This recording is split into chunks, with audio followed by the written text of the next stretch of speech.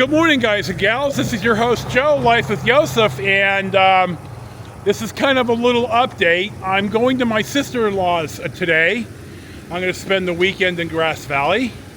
But I'm standing in front of the Denair, California post office. Denair, as I've said a million times, is in Stanislaus County, and I live in Denair. Firstly, I only wear either a sized baseball hat or a full-brimmed hat, and you've seen me wear them. This is a Ebbets Field Flannels, not a replica hat, because the 1939 Oakland Oaks hat has the soft brim, and I don't really look good in it. I always like the more modern, harder, not brim, the crown. So they have this hat, which is not historically accurate, but it's an Oakland Oaks hat. And you see the O and the oak, and then on the side here, hold on here, on the back you see it says Oaks, and then on the side, I don't know the name of the oak, but here's the oak insignia. Now normally I don't wear hats that are not historically accurate or modern accurate, but I like this hat. And I bought it because George got us tickets to the allegedly last A's game in Oakland at the end of the month, and I wanted a hat.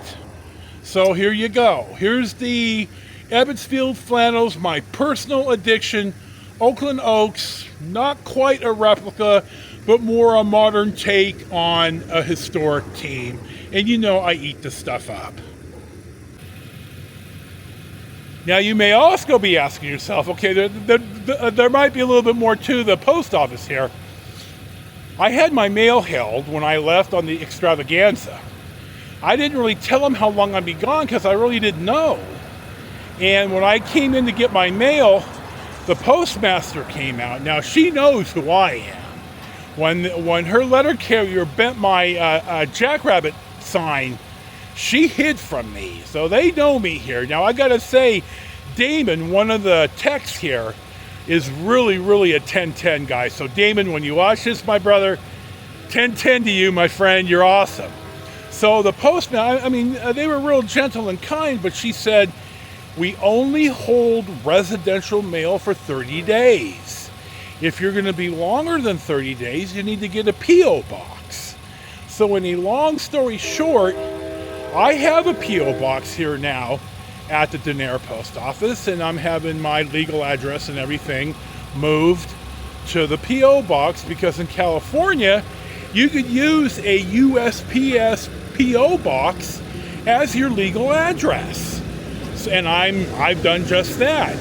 When I moved to Stockton, the Weston Ranch, when my wife and I bought the house out there in 1992, I think, the end of 92, I got a P.O. box at the French Camp Post Office and used that as my legal address. Now, I'm going to talk a little bit more about this in the car because it's hot, I'm tired, and I need to get to it. I can't remember if I mentioned this or I filmed it, but when I came here, this is where my dispensary used to be. You know, when I came, excuse me, on the day that I really left on the summer extravaganza, they're closed. They closed May the 1st. So, if you recall, I went ahead and resupplied in Red Bluff, but I'm going to have to find me a dispensary. It's not like they're hard to find, but this was really convenient and they were really nice. So, I'm going to interject this right here. When I got back, these two taco trucks were gone. These are my taco trucks. I love these people. The one on the left is my primary one. The food's delicious. So now I see they're back and we see the truck moving in today. I'm pretty damn happy about this. We'll get to the post office story here in a second, but I wanted to interject a couple of things right as I'm driving through Denair. I mentioned the other day that there's a small housing development being put into the east of the mobile park. So here's a little bit better view of it. Yeah, they're kicking up dust and you see they're moving dirt. So as I'm driving by on, God, I can't think of the name of this street. Jesus, dude. Here you go. When my wife and I bought our house in the Weston Ranch, a development of Stockton, I had already decided that I was going to get a post office box because we had to pick up a package. We had these silver boxes on the street. We didn't have individual to the property mail delivery, and we had to go into Stockton to pick up a package. And the French Camp post office was closer than the post office we had to go to in Stockton, which was not in the best neighborhood. And I thought, no, I'm not having my wife down here. So, and secondly, our letter carrier, I think, was a contractor, and they put our house payment book, the payment book, in the wrong box because we found it on the porch one day. One of our neighbors kindly set it on our doormat. So I thought, okay, we're going to get a P.O. box. So I went in the French Camp, and I talked to the clerk was kind of giving me a hard time. So I asked, I was kind.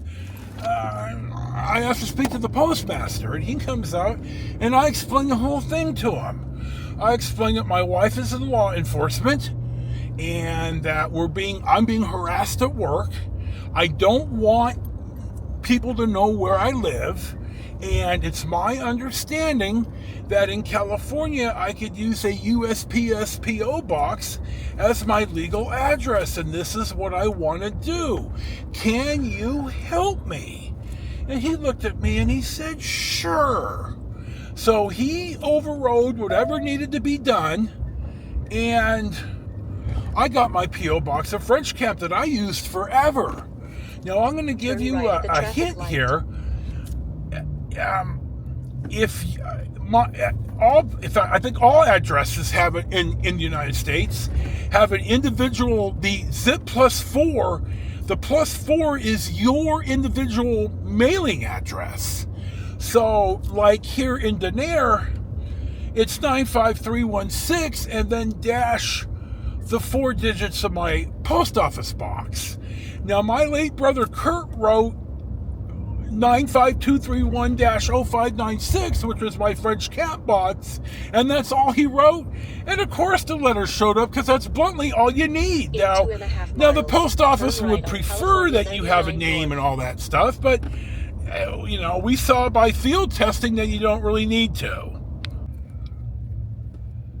Now, I went to the Mercury News and the HR to change my address, and the guy, I filled out the form and I filled out my P.O. box, and he started to give me crap for it. And I basically said, you do not know what you're talking about. This is my legal address.